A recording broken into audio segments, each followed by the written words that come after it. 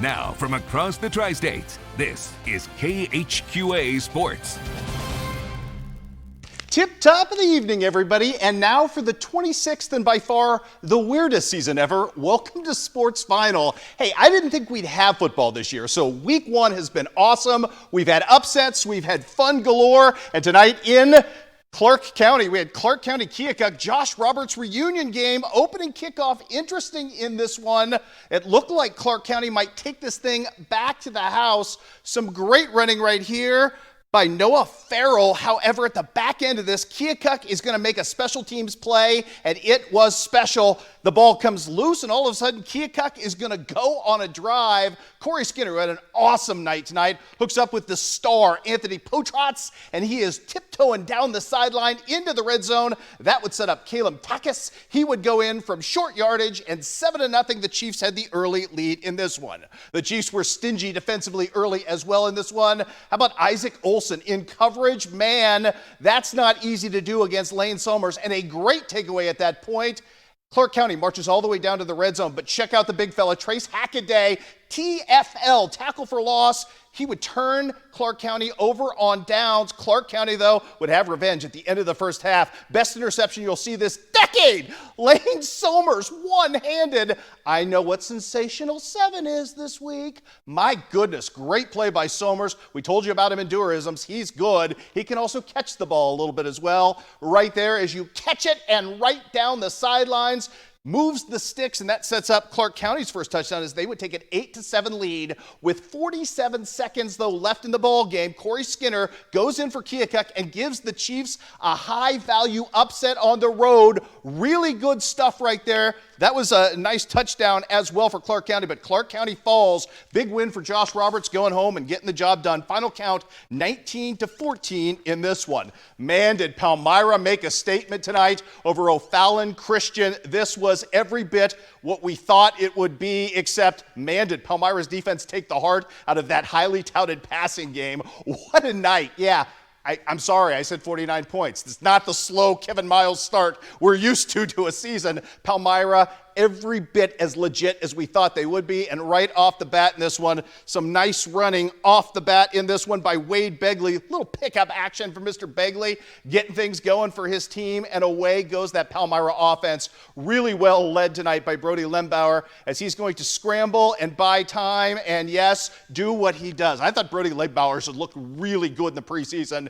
Pushing the ball down deeper into the red zone. More from Palmyra right here on the little end-around action. Hayes Miller scores the first touchdown of the game, and Palmyra was in business. The Panthers going to work in this one. Defensively, as I mentioned, predicted Christian to score 49 points with their Division I quarterback and everything, but the defense was everywhere. That's Peyton Timbrook at the bottom end of that, and man, great stuff going as well. More to go through the air right here. Brody Lembauer to the air, and yes, at the back end of this, he is picked off, unfortunately, but the ball comes loose, and yes, well, Christian had one or two highlights in this game, but it would be all Palmyra all the time in this game. You're going to see this thing go down as Palmyra would have loved and intended in this one. Little pass action for Brody Lembauer, and he is going to hit the touchdown pass in the corner of the end zone right there. Beautiful stuff as well, as it would be Peyton Timbrook. Palmyra gets the win 38-0, most impressive win on the books. How about the Highland Cougars at home tonight?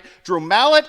How about the star is born, Tommy Jobe? First two touchdowns of the game, passing touchdowns. Highland has a chance to open the season 2-0, and they look really intent on maximizing the window. Great pass from Drew Mallett. Again, we're going to see that same combination hook up on the second touchdown. All Highland in this game as they end up winning 48-19. They go to MMA with a chance to make it 2 in a row next week. Way to go, Cougars, showing out tonight in this one. Elsewhere on the docket, let's do some more scores from the Cannon Conference. We got a lot of highlights that didn't come in early tonight. We'll show you the Monroe City game coming up tomorrow, but on the scoreboard we go right here. We can tell you that it was Centralia and Mexico being postponed at the very last minute due to a COVID outbreak tonight. So we've got that working. It was Macon tonight getting knocked off by Kirksville 35-25 at home. Also on the docket tonight, Monroe City, a winner in overtime, pulling that off at the last second We'll have highlights of that game for you coming up tomorrow as well, and a rough night and a rough start for South Shelby as South Shelby ends up taking the loss on the road to Milan. 35-0 is your final. All right, let's check in with North Shelby now. Number 3 in the state in 8-man football, and looking every bit of that tonight at Santa Fe's expense. First play from scrimmage, though, for North Shelby would not go well in this one. Had a miscue on the timing, and yes, unfortunately, that ball is free, but it would not be deleterious in this game to the Raiders. Look at Kyle Smith making a play at the goal line, getting the ball back and keeping Santa Fe out of the end zone right there. How about this a little bit later? Second play from scrimmage. That's Cale Stoneburner, and he is fast, going down the sidelines right there, taking it to the house. He had himself a big night. More from Kyle Smith as well defensively. As good a linebacker as you'll find in our area, and about to show it out right here with a massive sack. North Shelby lives up to that number 3 billing on the night and doing all of it tonight as well. In this one, they get the win. Final count in this one for North Shelby, 60-6. And yes, they do in fact look every bit the number 3 team in the state, as you see Justin Lunsford off to the races there. That's a pretty darn good football team. Some more scores to pass along tonight. As I mentioned, Monroe City, we'll have those highlights coming your way tomorrow. Game went to overtime. Tough night for Bowling Green as Joe Chin makes his coaching debut. Remember, they got that opponent last night at 7 o'clock. No time to scout Oak Grove. Oak Grove is really good. Beating Bowling Green 47-19 was your final there as well. Knox County fell tonight by Sweet Springs as well. Scotland County, Marceline don't quite have a final on that one. I'll get you that one on the big on KHQA.com. Also with Harrisburg Paris, we'll get you that as well. Southeast Iowa now. Let's talk about it. We've got a great night for Fort Madison, and what a night for Derek Doherty's team as they were taking on West Burlington, Notre Dame. And in this ball game, it would be Tate Johnson doing work for the Hounds. Takes a little swing pass right here, and he's going to extend his team to a 10-0 lead. And Fort Madison is never going to look back in this ball game. Final count sees the Hounds get the win. They move on, roll on to 1-0 on the season. 23-8 is your final. Again, a great win for the Hounds tonight. Central Lee comes up just short in trying to break its losing streak, losing 37-31 to Pekin tonight. 37-31 was your final in soccer, by the way. Sorry, we'll get you that soccer score as well. Canton, I'll get to soccer in a second. Let's do some softball. The Canton Lady Tigers open up their season. Well, there's that Canton soccer score. Canton beats Winfield, as you saw there, by the final count of 6-4 in penalty kicks. A hat trick tonight for Zach Sparrow. Canton opens up its softball season in victorious note tonight with a 7-1 victory over visiting Mark Twain there as well. All right, I'm going to do some golf for you today. Had a chance to see Alex McCullough and Braden Duncan in the same pairing. That never, ever happens, or at least hasn't happened this season yet. They were at Gibson Woods today in Monmouth, and yes, early advantage in this one heads up to Braden Duncan on the difficult second hole. That is a birdie. He hit the green in one. Pretty impressive stuff from him. McCullough trying to rally back right here.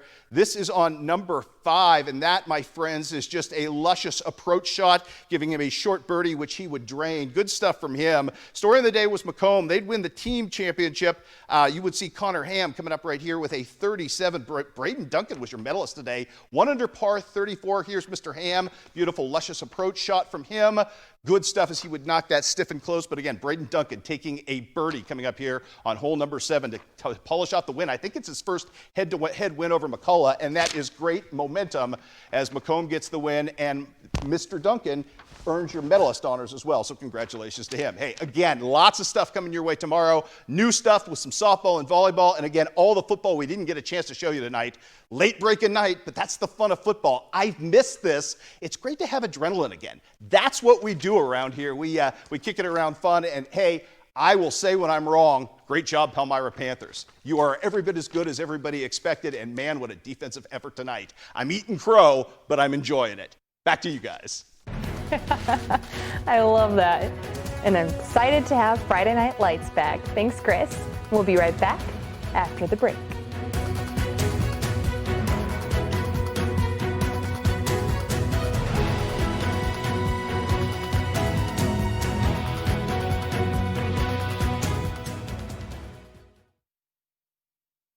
I know it because I cut it. So.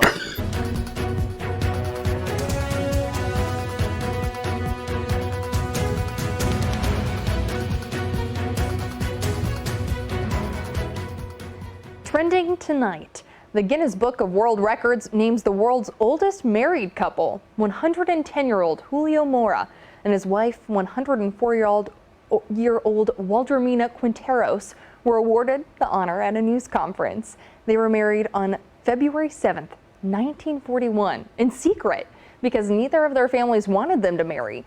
Both are retired teachers and live in Ecuador's capital city. Wow, that's amazing. I recall when the late Paul Harvey used to salute those that were married for 65, 70 years. That's pretty super. In the meantime, for tonight, wish I had super news. I don't think we're going to get a lot of rainfall, but just in case, if there's a shower, it's going to end very quickly. Lows tonight will be dropping down into the upper 60s to around 70. Less humidity, and then for tomorrow, looking at sunshine, high of 83. Very pleasant weekend. Go out and soak it up. That's all from here. Amber, back to you. Thanks, Rich, and thanks for joining us tonight. Make sure to keep up to date with us 24/7 at KHQA.com. Have a great night, everyone.